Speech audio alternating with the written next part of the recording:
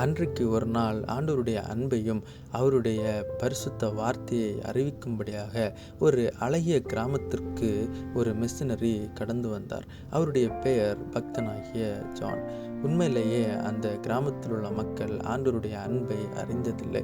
ஆகவே ஒவ்வொரு நாளும் அவர்களுடைய வாழ்க்கையில் ஏராளமான துன்பங்களும் பிரச்சனைகளும் நோய்களும் வறுமையும் காணப்பட்டு வந்தது.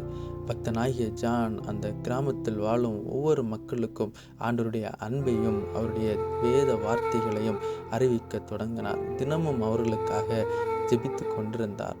ஒரு நாள் வந்தது.